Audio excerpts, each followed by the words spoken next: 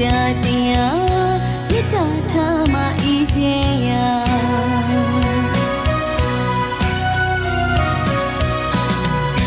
တနေ့သုံးက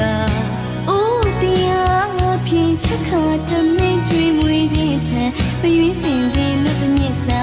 မေတ္တာပူရာပူပြီးမြတ်တယ်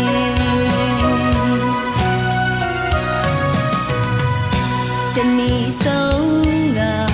အိုးတရားဖြင့်ချက်ခါတမင်းကျွေးမွေးခြင်းထံပရွေးစင်စင်လို့တညစ်စာမေတ္တာပူရာပူ